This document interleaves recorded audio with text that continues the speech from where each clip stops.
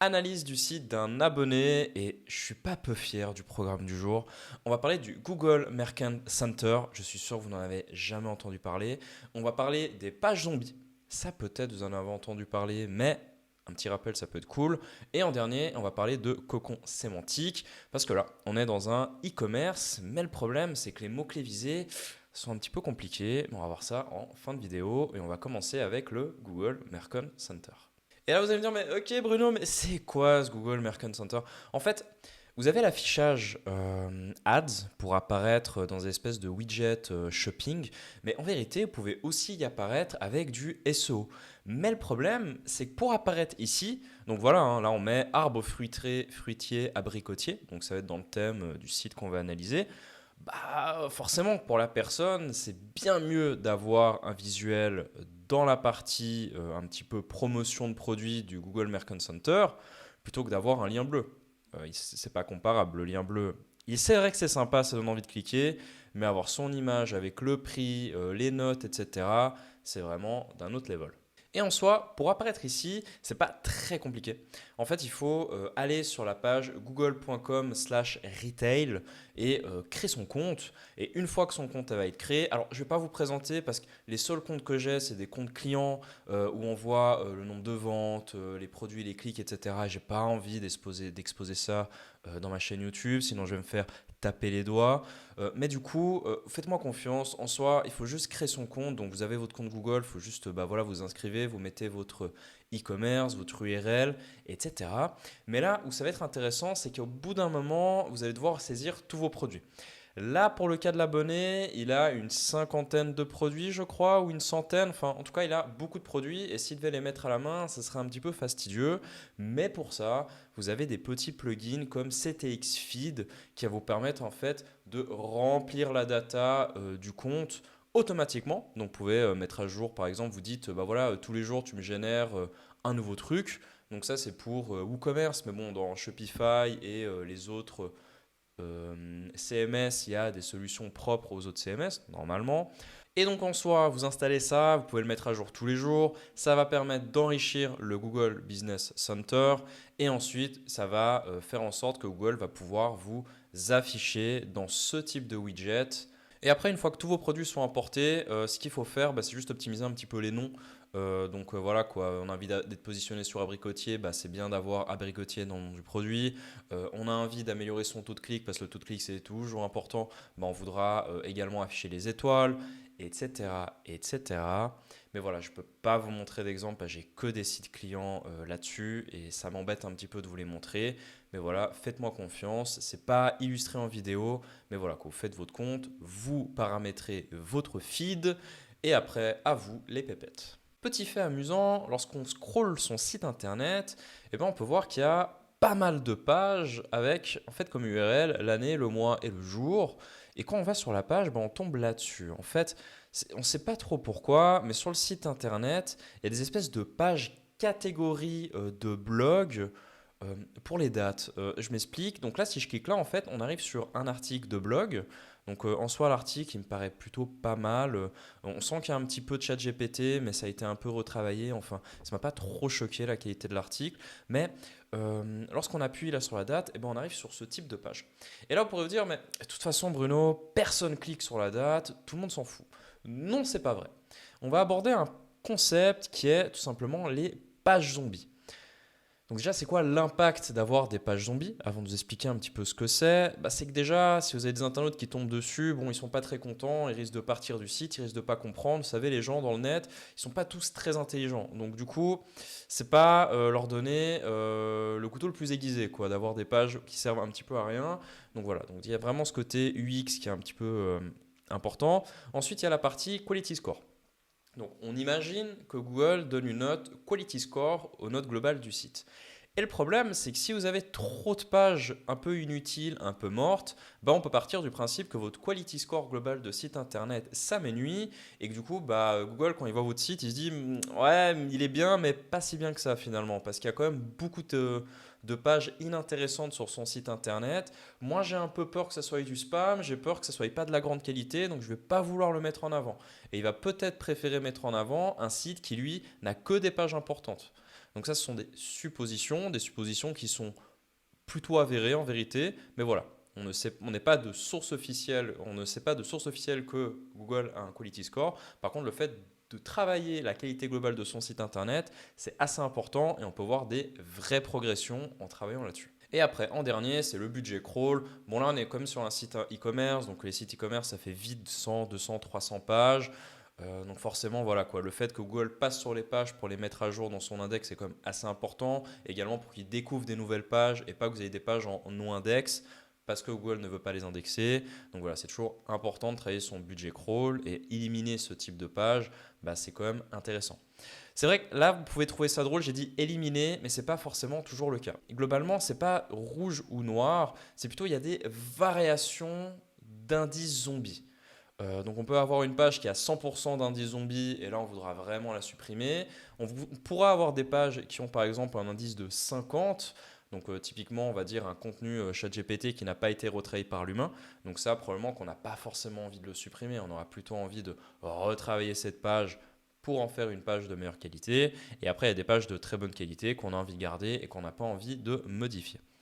Mais là, dans ce cas-là, on est vraiment sur des types de pages qu'il faudra enlever. Et je vous recommande de lancer un crawl avec Screaming Frog ou avec Quick.io, si vous avez vu ma dernière vidéo, pour justement analyser ces pages et voir quelles sont un petit peu les pages mortes de votre site internet pour éviter de pénaliser votre quality score.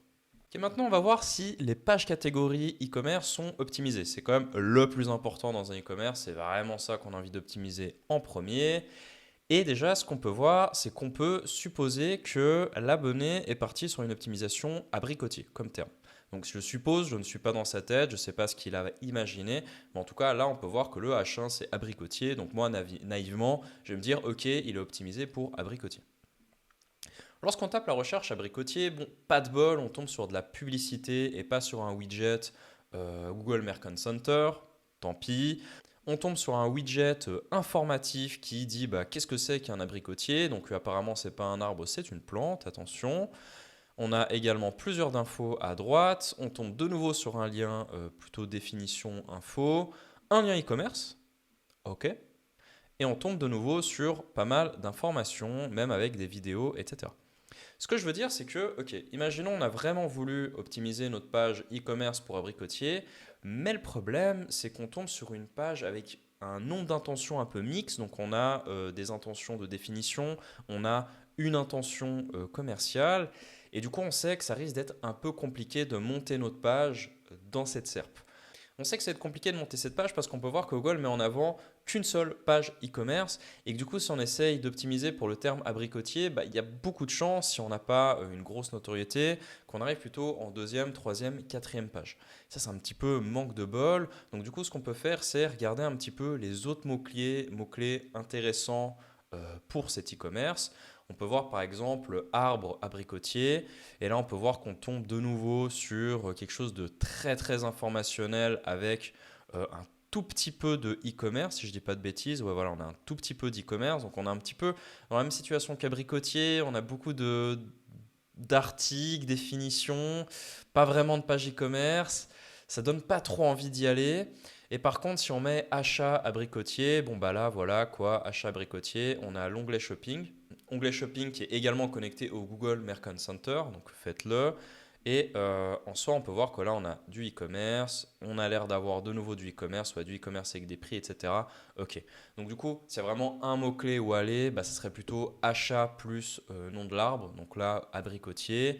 Donc là, pour le H1, bah, je changerais juste le H1 pour partir sur achat abricotier.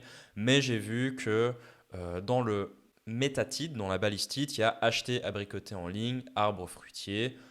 Pas trop mal, j'imagine qu'il a eu un petit peu la même idée de partir sur achat nom de l'arbre. Très bien, moi je renforcerai ça en le rajoutant dans le H1 et même dans le H2. J'en rajouterai quelques-uns liés à l'achat. Par exemple, acheter arbre fruitier, quel est le temps de livraison. Enfin, je rajouterai un petit peu de la sémantique autour de ce terme acheter et moins juste article de blog pour vraiment garder cet aspect e-commerce, page catégorie qui est là pour se positionner sur le terme acheter plus arbre plutôt que juste abricotier. Ouais, mais bon, Bruno, le terme achat abricotier, il y a quand même moins de volume, quoi. C'est vrai qu'abricotier, bah, il y a quasiment 10 000 de volume en France mensuellement. Moi, c'est là où j'ai envie d'aller. Et pour ça, ce que je vous recommande, bah, c'est de partir sur du cocon sémantique. Donc là, on a tout un tas de questions. Donc là, je vais même utiliser le filtre questions de SEMrush. Donc là, on peut voir qu'on a tout un tas de questions autour du terme abricotier. Et du coup, ça peut être sympa de monter un blog autour de ça. De ce que j'ai vu, de ce qu'a fait l'abonné, donc c'est pas que c'est mauvais, c'est même bien, mais c'est qu'il a fait quelque chose de très général dans bah, justement comment gérer une pépinière, comment gérer un arbre fruitier, etc. Mais j'irai dans quelque chose de beaucoup plus spécifique aux arbres qu'ils souhaitent vendre et du coup de créer plutôt un cocon sémantique avec les articles de blog plutôt sur le terme abricotier. Par exemple, là, on peut voir qu'il y a comment tailler un abricotier. C'est peut-être pas le plus intéressant pour du e-commerce, mais ça permet de créer un cocon sémantique plutôt sympa en utilisant comment tailler un abricotier, même comment faire pousser un abricotier, comment tailler un abricotier jeune. Même ce ne sont pas des termes qui vont directement apporter des ventes, ça va quand même aider énormément dans la sémantique. Et en soi, le manage interne, il faut un petit peu le voir de cette manière-là. Donc on a tout simplement notre page catégorie qui est achat abricotier qui serait la page cible. Autour, on aurait tous nos articles. Donc comment tailler un arbre abricotier, comment récolter un arbre abricotier. Enfin, voilà, on peut imaginer plusieurs sujets.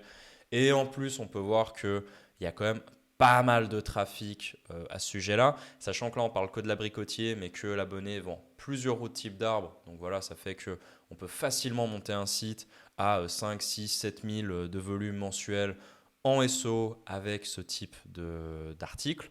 Donc ça peut être très intéressant.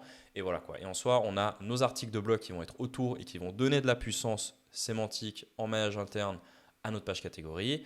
Et en plus, on va pouvoir utiliser ces articles pour accueillir plusieurs backlinks de manière plus naturelle. Parce que c'est vrai que la stratégie d'envoyer directement des backlinks sur la page catégorie, ça peut fonctionner. Par contre, dès que vous êtes dans une SERP un petit peu plus concurrentielle, il faut être un tout petit peu plus intelligent et un tout petit peu moins barbare et avoir des stratégies un petit peu plus naturelles. Parce qu'en soi, Google, dans ses statistiques, il voit très bien qu'un article de blog a toujours plus de backlinks qu'une page catégorie. En fait, avoir des backlinks sur des pages catégories, c'est assez rare à l'échelle du web et c'est assez bizarre, entre guillemets. Et du coup, le plus intéressant, bah, c'est d'avoir un profil un peu naturel où on fait les backlinks sur les articles et les articles sont reliés vers notre page catégorie pour vraiment optimiser à fond son SEO, son PageRank et son jus SEO. Si vous avez un site à analyser, bah, n'hésitez pas, envoyez-moi le lien. Sachez juste que les sites de SEO dropshipping, je ne vais plus en faire. Et les sites même e-commerce, je ne vais plus en faire parce qu'il y a déjà eu cette vidéo et j'aimerais bien traiter également d'autres sujets, comme par exemple, je sais pas, un business de plomberie, etc., avec d'autres stratégies qui peuvent être intéressantes à mettre en avant.